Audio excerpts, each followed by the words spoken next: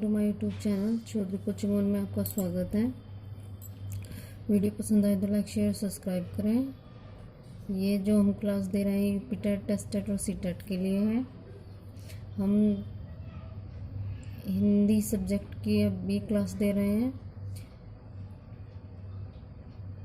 हिंदी के साथ साथ कुछ और वीडियो भी आएंगे जो दूसरे सब्जेक्ट की होंगी। अभी हम हिंदी की वीडियो ही दे रहे हैं। आप जितने भी टॉपिक यूपी टेट या एस टेट या सी टेट में यहाँ से आते हैं हिंदी से, वो सारे टॉपिक हम कवर कराएंगे। इससे पहले वीडियो में हमने विशेषण पढ़ा था, आज हम क्रिया पढ़ेंगे। आज हम क्या पढ़ेंगे? क्रिया। यहाँ से भी एग्ज़ाम में क्वेश्चन पूछे जाते हैं, बहुत बार एग्ज़ाम में क्वेश्चन आते हैं और प्रीवियस ईयर के पेपर आप सोल्व करते रहना। यहाँ से क्वेश्चन का पैटर्न भी पता चलेगा और उससे ये भी पता चलेगा कि आप जो पढ़ रहे हैं वो क्वेश्चन पेपर में आता है या नहीं आता, या किस टाइप के क्वेश्चन बन सकते हैं। तो चलिए स्टार्ट करते हैं। आज का टॉपिक क्रिया। हमारा आज का टॉपिक क्या है? क्रिया। इंग्लिश में क्या बोलते हैं इसको? वर्ब। शब्द के जिस रूप से किसी कार्य के करने या होने का बोध हो उसे क्रिया कहते हैं। शब्द के जिस रूप से किसी कार्य के करने या होने का बोध हो उसे क्या कहते हैं? क्रिया कहते हैं। जैसे सुषमा खेल रही है, सुषमा खेल रही है। यहाँ पर पता चल रहा है कि सुषमा क्या कर रही है? खेल रही है। ठीक है, खेल क्या है? हमारी क्रिया है और रही हमारी सहायक क्रिया है। लड़कियाँ नाच रही हैं। लड़कियाँ क्या कर रही हैं? नाच रही हैं। आगे देखते हैं क्रिया के भेद। क्रिया के दो भेद होते हैं, प्रयोग के आधार पर या रचना के आधार पर। दूसरा होता है आपका कर्म के आधार पर। तो सबसे पहले देखते हैं हम प्रयोग के आधार पर या रचना के आधार पर। रचना के आधार पर क्रिया के 5 भेद होते हैं। कितने भेद होते हैं? रचना के आधार पर 5 भेद होते हैं। यहाँ से क्वेश्चन पूछ लिया जाता है कि रचना के आधार पर क्रिया के कितने भेद होते हैं? 5 भेद होते हैं। सबसे पहले देखो, नंबर 1 क्या होता है? सामान्य क्रिया, संयुक्त क्रिया, नाम धातु क्रिया, प्रेरणार्थक क्रिया और पूर्वकालिक क्रिया। ठीक है, एक एक को थोड़ा डिटेल में समझेंगे। सामान्य क्रिया यानी कि सिंपल वर्ब। जब किसी वाक्य में केवल एक ही क्रिया का प्रयोग हो तो उसे क्या कहते हैं? हम सामान्य क्रिया कहते हैं। जब किसी वाक्य में एक ही क्रिया का प्रयोग हो तो उसे हम क्या कहते हैं? सामान्य क्रिया। जैसे कविता दिल्ली गई, वह बाजार से आई। यहाँ पर एक ही क्रिया का प्रयोग हो रहा है कि कविता दिल्ली गई और वह बाजार से आई। ठीक है, ये क्या, कौन सी क्रिया हुई? आपकी सामान्य क्रिया। आगे देखते हैं संयुक्त क्रिया की। जब किसी वाक्य में 2 या 2 से अधिक क्रियाएं मिलकर किसी एक कार्य को पूरा करती हैं तो उसे क्या कहते हैं? हम संयुक्त क्रिया कहते हैं। जैसे सविता खाना खा रही है, यहाँ पर 2 चीज़ें हो रही है, वो खाना भी है और खा भी रही है। ठीक है, मेघा घर जा रही थी। मेघा कहाँ जा रही थी? घर जा रही थी। आगे देखो नाम धातु क्रिया।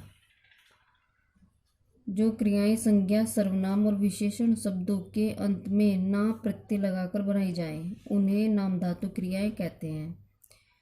जो क्रियाएं संज्ञा, सर्वनाम और विशेषण शब्दों के अंत में ना प्रत्यय लगाकर बनाई जाए उन्हें नाम धातु क्रियाएं कहते हैं। प्रत्यय आपको पता है, प्रत्यय होता है जो शब्दों के अंत में जोड़े जाते हैं।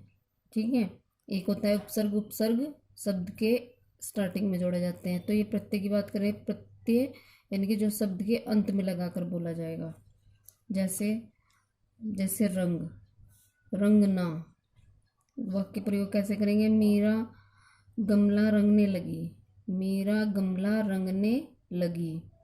दूसरा दोहरा, दोहराना। ये क्या हुआ? ये नाम धातु क्रिया। ना इसमें मिला हुआ है तो ये क्या है? नाम धातु क्रिया। बच्चे पहाड़ा दोहराने लगे। ठीक है, अब देखते हैं प्रेरणार्थक क्रिया। जो कर्ता किसी क्रिया को स्वयं न करके किसी दूसरे से करने को कहे या किसी दूसरे को करने के लिए प्रेरित करे। इसमें क्या कहा गया है कि जो कर्ता होता है वो किसी कार्य को स्वयं न करके किसी दूसरों से कराए। जैसे मोहन राम से पत्र लिखवाता है। मोहन किससे लिखवा रहा है? पत्रराम से। माँ नौकरानी से कपड़े धुलवाती है। माँ किससे कपड़े धुलवा रही है? नौकरानी से। ठीक है, तो ये दो क्रिया हैं। कैसे? एक तो हमारी मूल क्रिया है और एक प्रेरणार्थक क्रिया है, यानी कि जो प्रेरणा दे रही है। मूल क्रिया पढ़ना, दूसरी है पढ़वाना। मिलना, मिलवाना। जीतना, जितवाना, यानी कि करने, एक करने वाला, एक क्रिया करने की होती है, एक करवाने वाली होती है। ठीक है, जो स्वयं ना करके किसी दूसरे को प्रेरित कर रहे हैं। पढ़ नहीं रहे लेकिन पढ़वाना, किसी दूसरे से कह रहे हैं पढ़वाना। ठीक है, क्रिया किसी वाक्य में मुख्य क्रिया से पहले अगर कोई क्रिया हो रही हो या हुई हो तो उसे पूर्वकालिक क्रिया कहते हैं, यानी कि एक क्रिया से पहले कोई दूसरी क्रिया हो रही हो। जैसे गोपाल ने कपड़े प्रेस करके पहने।